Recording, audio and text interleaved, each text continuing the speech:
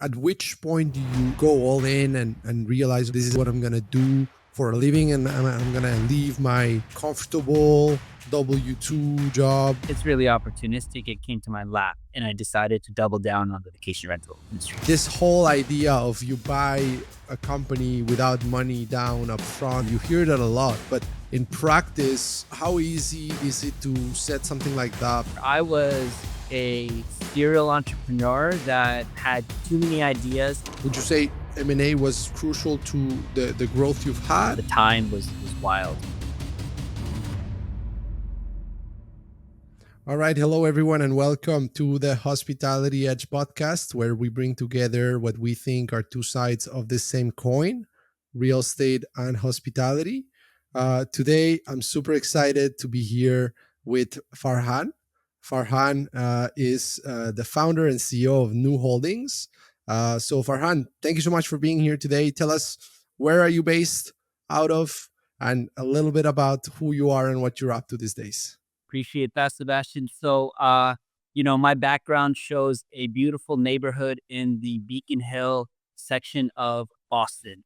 That's where our company's headquartered. That's where I spent the last 27 years.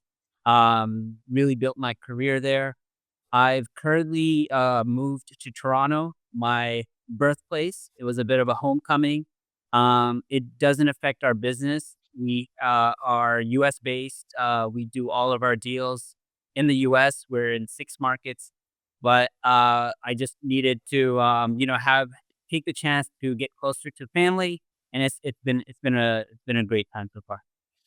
Amazing, amazing. So give us a sense. We'll get into the background, the story, how this all started. But what's New Holdings? What do you guys do, and where are you guys at a high level? Yeah, sure. So, I'll take a step back. Actually, you know what? I'll just answer your question. So, New Holdings, we are a boutique private equity real estate company. We focus on value add, mostly multifamily, and hospitality type assets. What that means is we, on the investment side, we typically co-GP or sponsor deals in those asset classes. We typically offer investors double-digit returns. Some of them lately have been in the 20 plus average annual target category, or teens in terms of teen to mid-teen to high-teen IRR. We are building an investment thesis around independent boutique hotels, as well as experiential and glamping type stays. So we can get into that a little bit more. We also have a management platform, a management brand called staynue.com, STAYNUE. And we are in about 6 markets for that management platform that is asset light. We do third party management for owners and investors who are seeking higher yields for their properties, especially on the multifamily and independent hotel side. Got it. And again, just to finish the context part, and then we'll get into the story. Had Yeah. about 118 or so properties, and half is management, half is the fund, more or less. Does that sound right? Right. So I would say we're majority managed at the moment. A lot of the private equity stuff has been where we don't manage. We Okay. either invest or we are asset managing, but we hired out third party management. Usually that's the non hospitality stuff. On the hospitality stuff, we are vertically integrated and we are building out more of the owned and operated. But right now, majority of our portfolio is third party management. Okay. Okay. Got it. Makes sense. And the rest on the GP side is not necessarily short term, and that you will That's right. outsource the management side. Okay. Sounds good. Sounds good.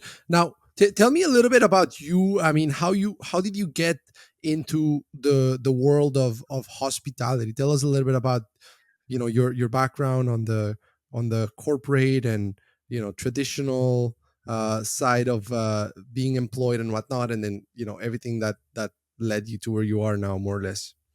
Oh yeah, totally. come from a very traditional hotel background, which is accounting. Just kidding. It's not traditional. I spent 7 years at Ernst& Young as a manager and CPA, where we served Fortune 500 clients. My clients were companies like State Street Bank, which had at the time 20 trillion assets under custody and 3 trillion under management. It's a lot more now. Uh, Charles Schwab, a number of hedge funds.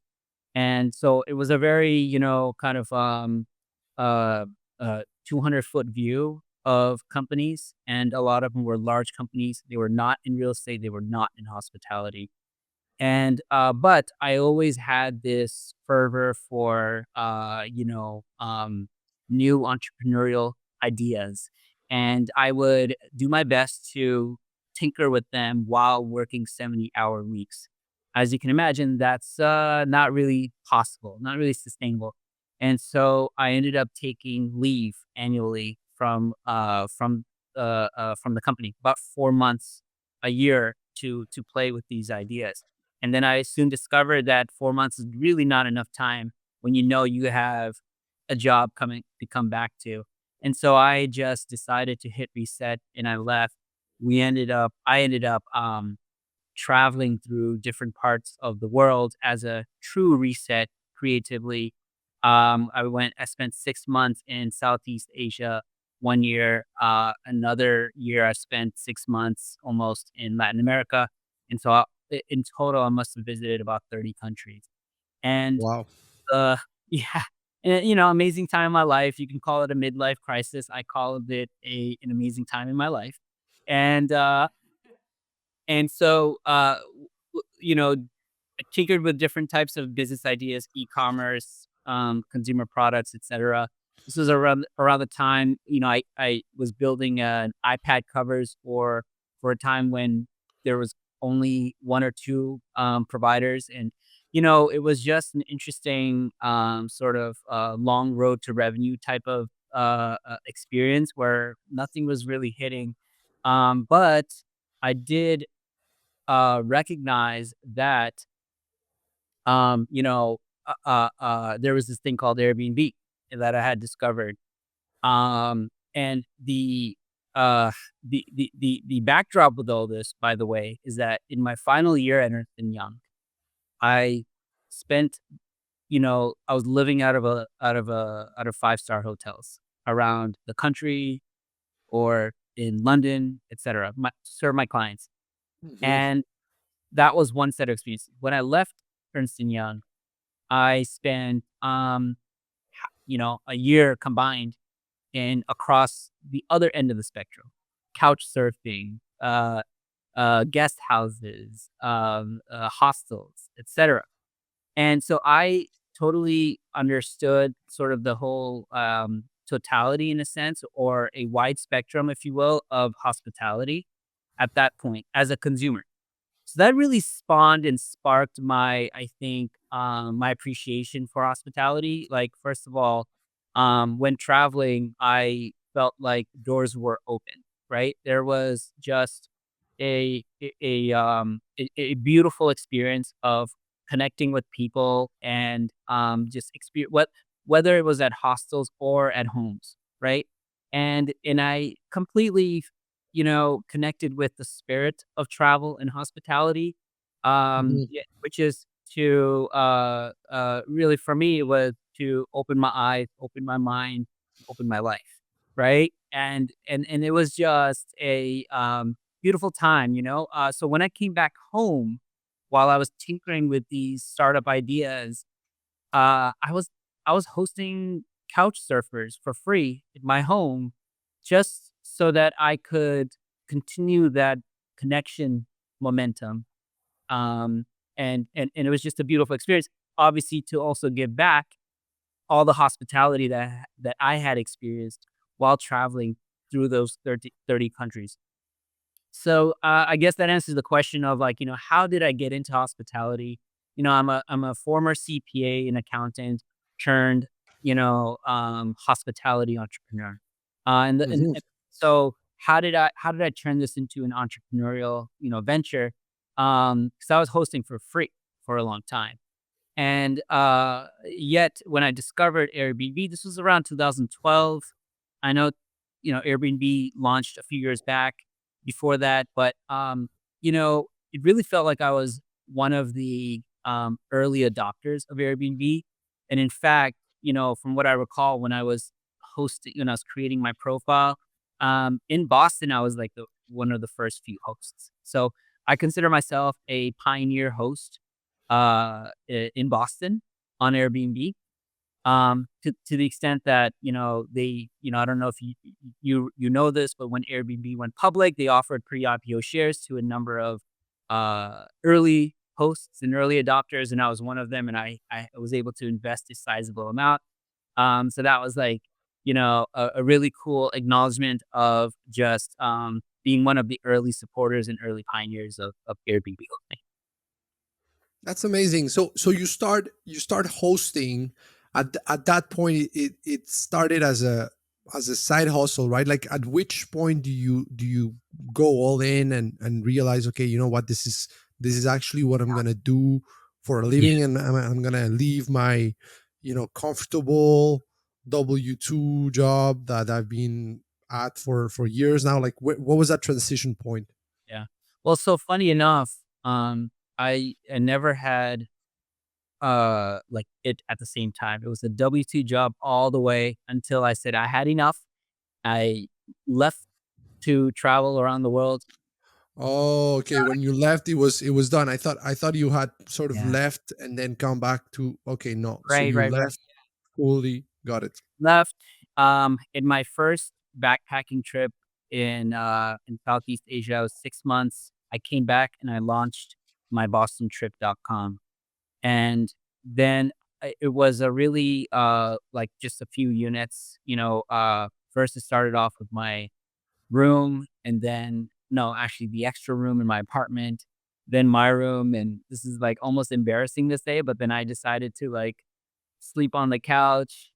And by the way, like, I'm 29 years old, CPA, masters, earning I was earning well at Ernst Young. I mean, accountants, I think they're underpaid, overworked, but uh I was comfortable. And here I am now, quit my job, laying down on a couch because my bedrooms in my apartment are booked up on Airbnb. But it was part of the experiment, right? And I booked my own couch. So I was like, okay, well, now I need a place to stay. Because I'm like experimenting with basically the sharing economy in every which way. Had a backyard. I booked it with campers, tents. I was like, all right, and this is not a sizable backyard. It's just a regular Cambridge, Massachusetts backyard. But I'm just booking everything you can imagine. I tried the whole Turo thing with cars, but no, that's where I drew the line. Um, but, I mean, then I started kind of drawing the line at the couch and the backyard. None of that really was fun for me. But I felt that there was something there in terms of co-living and in terms of whole units, short-term rentals that offer, folks options in ways that they do not normally get offered in hotels. I just thought it was a viable option. It's not just about saving money; it's a viable product that is differentiated. And so I guess I ended up, moving, getting another place, built relationships with landlords there, and ended up managing their vacant units and so et cetera, et cetera. By the way, like, no, I'm not in property management at the time. Vaguely in real estate, family capital, maybe we invest in condos and, you know, um, homes and that sort of thing, but not really, brought up. I mean, on that note, my family does have a legacy with development, where my grandfather in Pakistan was a detective turned mill operator. Like, he took a loan to buy a mill, and then he grew, and then he started building workforce housing for his employees in the mill. So then real estate became the business. So when none of that really transferred to me because I didn't know him. He passed away before. I was born, effectively, or before I was able to meet him. And, but there is that legacy there at the dinner table with growing up, with my mom just sharing stories of the kind of things he did with real estate. So I think that kinda, like, is a bit more of the nascent idea of where real estate came from. Um, but yeah, man, I mean, like, to kind of go back to the whole, you know, the story behind how I turned it into a true business. I didn't really focus on it until the pandemic. The the years leading up to it, which flew by, but my focus was on other businesses. Remember, I was a sort of a serial entrepreneur that had too many ideas to really tinker with. And really, I mean, looking back, I think focus would have been the better thing to do, but it was just an exciting time. I had a co-working business, I had e-commerce stuff, but it was just an interesting time for me to really, explore. But the pandemic really allowed me to choose a horse to focus, and where should I double down? And I decided to double down on the vacation rental industry. So up until the pandemic, you were not seeing the hosting side of it as a business. It was like a side thing for you. You had other projects you were focusing on, and why why was it that during the pandemic you ended up concluding that this is where you wanted to eventually double Right. down, and Yeah, so and, I and what should was say that process? I should say it Mhm. was one of my 2 businesses, but I didn't really focus on it, like I do now. Okay, okay. Um, it was more opportunistic. I viewed, my company as a multi-asset class business, where we had, short-term rentals, long-term rentals, like multifamily, condos, and co-working spaces. And that co-working business probably took a majority of my time. It was around the whole WeWork era, uh, growth Okay. era, and we, sort of it was a joint venture with another company. I helped them expand into Boston with a couple locations, and all of that really took a bit more of my attention than I probably should have let. But yeah, like, the my Boston trip, was my kind of my semi-passive cash flow, to be honest with you. And Hmm. I can't say the same now, like, you can't really run it passively, but at the time you could. And so, the pandemic, everything went to 0, and when it came to deciding which ones to really build back up, I decided on vacation rentals. I think the office, business just seemed a bit more tumultuous and, less required. And by the way, my company was all remote since 2012. My Oh, you were employees ahead of the game, well, ahead of the curve. so ahead of the game. I just thought that it was just inevitable. Obviously, I didn't, predict the pandemic, but that obviously I think that catalyzed or that accelerated what was, kind of, already happening. And so we actually technically got out of the co-working business right before the pandemic and pretty much borderlining it. So what if we were seeing Farhan operate his hosting business pre-deciding that he wanted to focus on it and double down on it and post that decision, Mhm. what was the change? Is it just you started spending more hours on it, or was there a more clear sort of vision and structure of like, okay, this is what we're gonna do, and was it the management model that you started doubling down on, or the real estate, or both? Like, just tell us what happened afterwards. Totally. So 2 things happened in Boston, around that time. One, regulations, like anti-short-term rental and anti-Airbnb regulations. And the second one was obviously the pandemic, which had reverberations not just with short-term rentals, but also long-term rentals. And I'll tell you what that meant for me. with regulations, a lot of the owners and operators that were previously running short-term rentals didn't know what to do when they couldn't do short-term rentals. And what that meant for us is, so they were shutting down. What that meant for us is we were able to pick them up and assist them with other strategies. So number one is midterm rentals, like 31 nights or more, or working through the registration and compliance process to get a subset of them approved. There were some exemptions that not everybody understood how to comply with, and then so that's the regulatory aspect. The second aspect was the pandemic and the shutdown. Boston is a very global city. It has, I mean, to this day, it's still affected somewhat by its drop in Asian travel, um, which, I think is the only segment that hasn't fully returned in Boston. So essentially, we helped even long-term rental, like property managers and owners that couldn't rent because of the schools not having full enrollment.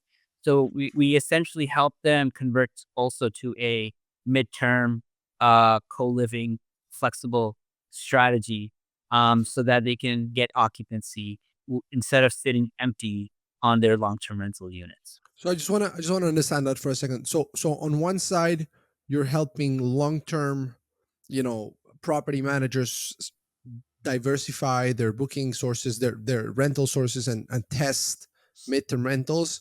But also you were doing the same thing for the short term rental people that now Yeah, regulations were preventing them. exactly. And what was it? Was it you became kind of like a rental broker to this management Uh, companies, both on the short term and long limit term rental side? Right, yeah, we wouldn't be an agent, we would roll them into our full service management model under, Okay. mybostontrip.com, which is now Stay New, Staynue, because now we're in multiple markets, we're not just in Boston, but, at the time, we were essentially the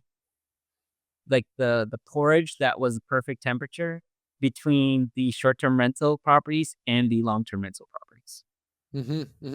So these were traditional management contracts that you were essentially getting. It wasn't because I thought when you said we were picking them up, for some reason I thought maybe you were acquiring some of these operations, Yeah, or we maybe.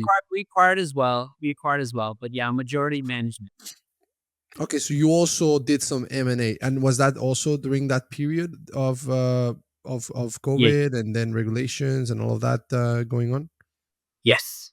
Would you say M&A was sort of crucial to the growth you've had, or has there been more organic growth that you've had versus M&A?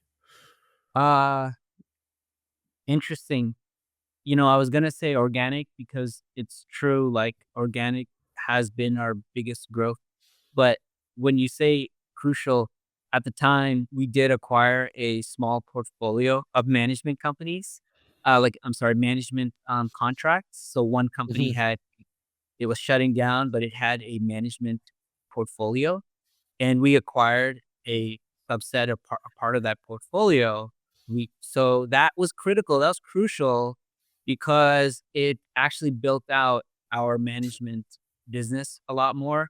Prior to that, we actually, had a ton of, leases as well, lease arbitrage, which we converted some of them to management, um, but the rest, just by the way, like, we still have.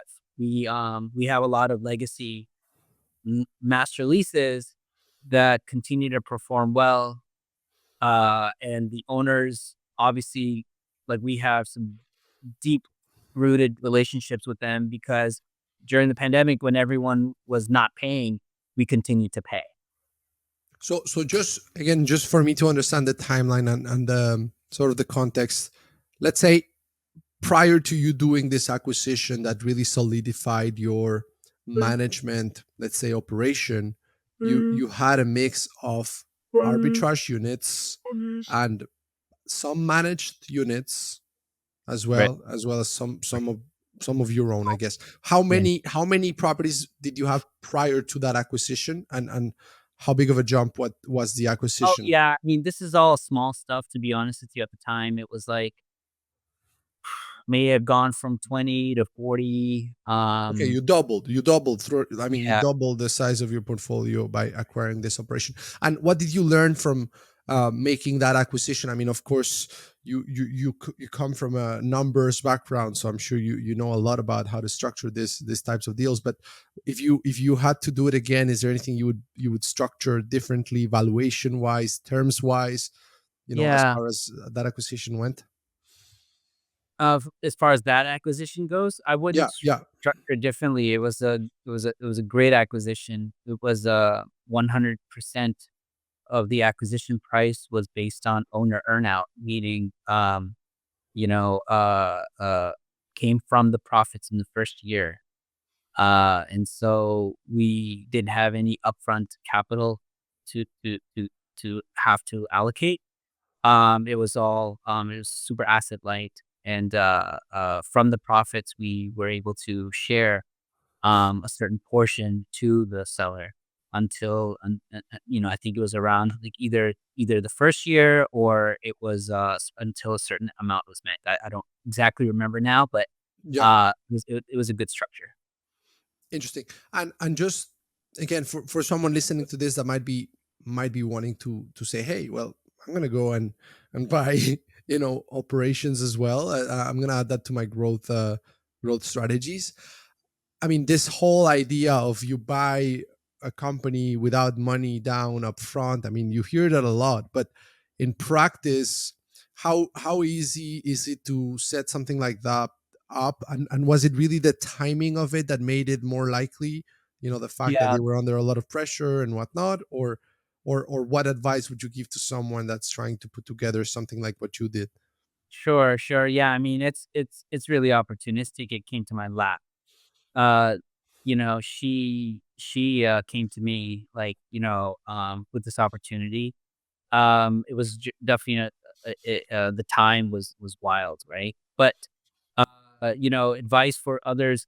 First of all, like it's always a good idea to work with brokers and agents, um, and understand sort of like the situation in the market right now, and also with the seller, where not everything is going to be like it depends on do you want volume of transactions, or do you just wanna find that one right perfect transaction? And if so, then, it would alter how flexible you might wanna be on your terms. But yeah, I always like to think of it as a understand your outlay, initial capital, understand, what portion like, what your capital sources might be. Are you able to raise some debt? Are you able to, raise equity or use cash flow from your business? Understand, in speaking with the broker or the agent, understand the seller's, sort of appetite for, do they need the capital all upfront? Are they okay with some sort of a seller finance note, 5-year, 10-year, 15-year balloon payment or not? Are you okay with, an owner earnout, which is more based on profits as opposed to a specific loan? Can you do a combination of the 3? That's what I try to do. Some sort of a combination of the 3. And then, generally speaking, deal flow can be pretty low or prices can be overpriced. So obviously being diligent with your numbers and, being able or willing to like, walk away and, just sort of, there's other intricacies behind it as well, and, we don't do a lot of M&A, personally, but, like, we've done it enough, and given my CPA background and being involved in negotiations a lot, I completely kind of, understand sort of the gist of it, and I look for it. So if anyone's listening and you wanna sell your portfolio, our way, please do reach out. There's different ways we could make it work. But no, I generally recommend using a broker or someone professional, someone experienced in order to handle this because there's so many ways to solve the problem, that, not, one person or, you know, a buyer and a seller themselves may not always necessarily, kind of see. Hmm. Hmm. So you talked about three strategies there. Just to just to clarify, you said there was the owner earnout, the seller financing, and then what was the third Just the, strategy? upfront capital, so all Oh, okay. cash, home payment, or all, entire purchase. And what's the difference for between owner earnout and traditional seller financing? Like Yeah. how are the two different? I'm glad you asked that. I get that, a good amount sometimes when I talk about it. And, a seller financing is really a sort of a mortgage or a note secured by the business itself. And, it has a fixed, interest rate and a fixed, payment schedule no matter what happens to the business, right? And, it doesn't change, right? It's like a mortgage. Um, Owner earnout has everything to do with the business in terms of what cash is remaining at the end of the day. And so usually, you know, a company that cash flows will have some cash remaining and it could, be distributed to the owners. So an earnout is like the seller becomes one of those, I don't wanna say owners, but they become one of the folks that get a profit distribution, and that's how they are able to get what they expect out of the sale. So in other words, if there's no profit, there's no distribution, they don't get paid. So it's one is like set in stone. This is how much I have to pay you, per month or whatever, That's right. however you structure it. The other one is really based on the actual performance. Right. Right, exactly. Okay. And I've also heard of, in terms of M&A for property management, earnouts that, you know, uh, consider the retention of the owners, Yes. the management contracts post, uh, post merger, right? Post acquisition. Right. Right. Yeah, I mean, I don't think it necessarily requires retention throughout the whole period. Let's say you have a 3-year owner earnout. You may not want the owner around for 3 years, the seller around for 3 years, where, maybe you might want them around for 3 months or 6 months or 1 month to transition. But yeah, I mean, to your point, it helps with, aligning interests where they're not selling you something that could suddenly be, extremely devalued after it's transferred, where they have an incentive and an interest in keeping the value high and the cash flows high because that's how they'll get paid. So they'll, whatever it is they need to do before the transaction, for the transfer of the business, and thereafter, they will ensure that there's the right things in place. Absolutely.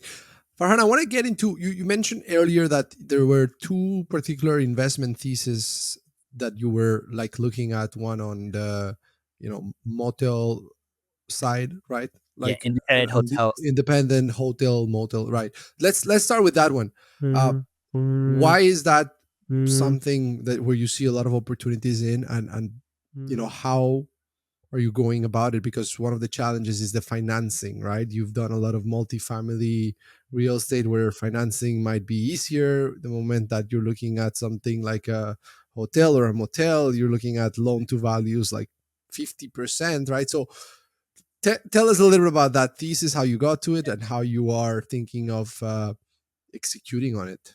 Right. No, totally.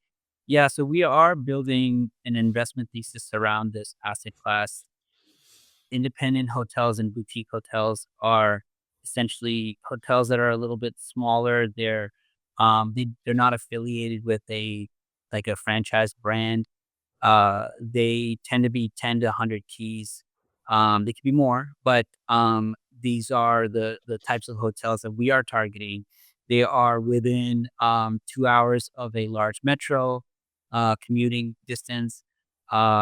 they are a little bit more, I guess, maybe leisure oriented, and and so what we are doing, we're approaching them with a value add strategy, meaning we're taking these hotels that haven't been kept up to date and they haven't been operated in a modern way.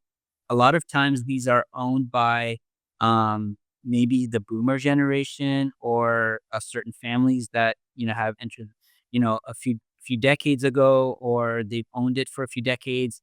Sometimes they live at the site, sometimes they live nearby. A lot of these hotels sometimes, have low occupancy because, they've just been hard to manage. Like, one of the owners that we, just recently bought a hotel from kept it at on purpose at 20% occupancy because he simply couldn't keep up with the demands if it was higher occupancy. So that's, like, literally, like, the worst thing that, I mean, good for him, he could do that, but that's definitely like an opportunity to kind of build something of greater value and increase revenue. And by the way, the reason that owner could do that is because there's a really low debt basis a lot of times from the owners. Um, so they don't need a lot to cash flow, and that's why they're operated that way. Mm, And oftentimes they also are, you can buy them at lower than replacement cost. I mean, that's kind of the case with a lot of real estate right now. Um, but but yeah, like, there's a true opportunity to find deep value in independent hotels with a value add boutique strategy. So what we do is we add value in, typically in about 3 ways. One is, well, 2 main ways. One is, the immediate, like, digitizing and tech enabling, where normally, like, a lot of hotels, these types of hotels, they take reservations by, like, phone or check. I mean, maybe they're on TripAdvisor or something, but they don't have, like, a true multi-channel dynamic pricing mechanism, and that's where our strengths lie. The second is, you know, uh, uh like the labor. They typically have, like, they either do it themselves or they have sort of like someone at the front desk and maybe others. So obviously our technology, given our kind of tech stack surrounding, like, cameras and access locks and, different types of oversight. Of course, we have on-site labor as well, but we're able to reduce some of the labor requirement there using technology. And then third, cosmetic upgrades, right? Making it modernized, making it more unique, repaint, change the floors, do something different, is part of our three-part strategy to add value to independent boutique hotels around the country. So that's kind of, we're on our third deal. We hope to do more, uh, building the case for a potential fund in the future. So obviously, to your audience, if any of this resonates with you as a capital provider, please do reach out. I think Fund One is probably going to be a bit on the smaller side, maybe 10 million or so. But we are looking for equity partners that would kind of be interested in kind of coming along for the ride. amazing. And what's different about this kind of deals from a financing perspective Oh, yeah, versus yeah. versus your traditional multifamily deal that you're used to Yeah, no, you're sp you're dealing you're with? spot on in discussing that. That's another unique element to this is because a lot of banks don't like to lend on these types of assets. It creates the opportunity to basically offer seller financing um, as part of the offer to purchase. So meaning we ask the seller to carry, a portion of the price through a loan. We typically don't do earnouts from this, but we typically do a regular seller finance note. And, some of them happen to be fairly, favorable for us. Like, in terms of the interest rate, in terms of the term, prepayment penalties, and all that. We tend to, we keep it simple, but it tends to be pretty good in the sense that it's a little bit more favorable than working with a bank. So I think that's an opportunity from an investor standpoint, like from our standpoint, a- in the sense that you know there's less the need to kind of go to the bank. A lot of times, the seller will finance it for us, and that really helps us structure it in ways that we really want to be done for the deal. Mm-hmm. Mm-hmm. Yeah. So you're not. This is not the kind of thing you go to the traditional banks or lenders for. This is something where you need private equity, like private funds, which is why you get limited partners and whatnot, and then the rest you finance it from seller Yeah, financing. yeah, not all, but I would say the opportunity is more frequent in this thesis. In And this is this something where you like, do you see a need or an opportunity in stabilizing the asset, quote unquote, and then once it's sort of Mm, stabilized and running well, then refinance it? Or is that also, because that happens a lot on the multifamily side? You might buy a property, with hard money lenders or whatever for the value add component, but once you've increased the NOI, you go and you refinance it. Do you see that playbook as well on the yeah, hotel boutique yeah. hotel side, or Yeah, not no, so much? we certainly do, because while, banks are not lending as much, they're still lending. So there's still a play there, maybe not on the 50% LTV. It really depends on what the going in LTV might be, what the debt level might be going in. But, our deals, we don't expect to refinance anytime soon. It usually some of our models run it for maybe at least 3 to 5 years in time. So at that point in time, and it also does not um, actually rely on that refinancing to happen in order to achieve our returns. But it's one of those things where we assess and to see if the debt markets have improved, if the value has been appreciated enough to justify it, and whether it makes sense to kind of return part or all of the capital to the investors earlier than expected. Got it. And then you mentioned that the other thesis was around glamping sites, and can you talk us a little bit about that one too? Right. Yeah. So that one's a little bit more interesting in the sense that it's a little earlier. We're still exploring it. That one we're open to operating partners as well. I think part of the thesis is that it needs to ensure that we have an operating local partner that's part of the general partnership nearby, in proximity to that deal. These type of deals are typically gonna be around 20 to 100 acres in size in land, and also within 2 hours commute, of a large metro. And when people think of glamping, they think sort of nice tents, yurts, that sort of thing, but we're not talking about that. We're talking about glass homes, cabins, tree houses, that sort of thing. And so, I've been,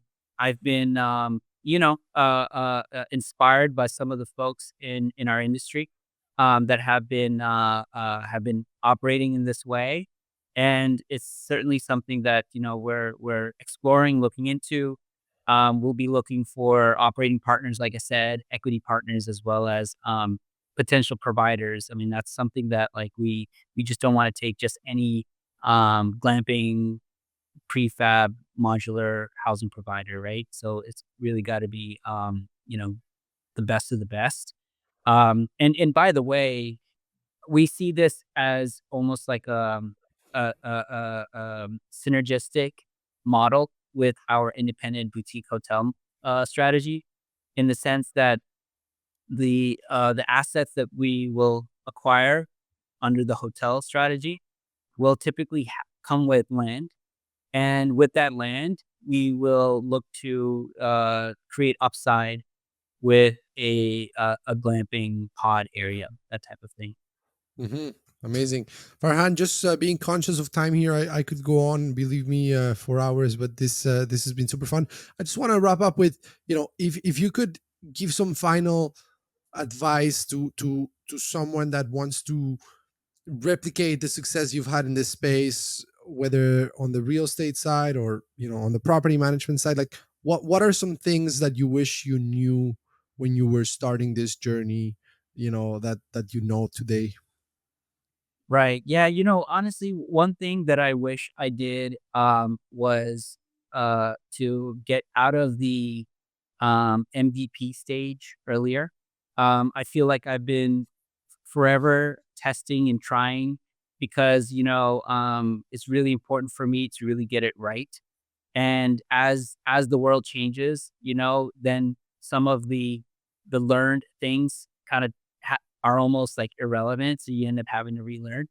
Anyway, so the advice would be to go big right away, to the extent that you can, or to the extent that yeah, to the extent that you can. So that's one thing. But on the flip side, at the same time, try to be a bit more diligent and discerning with your approach. And what I mean by that is, a lot of times people end up kind of getting caught up in the hype, following the gurus, and just thinking that, hey, like, I look at this historic report and they did this much in rent or ADR, and it's going to be the same for the next 12 months.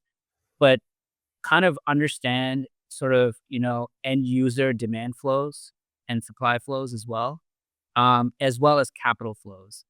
And when you feel like you have a good understanding as far as like trending goes, then you can develop a strategy and comfort around that. Any books you would recommend people read that have impacted you particularly? Wow. Right now I'm reading uh, Unreasonable Hospitality. And is a branding book by the founder of LoopNet, uh called something branding. I'm so That bad at one. it.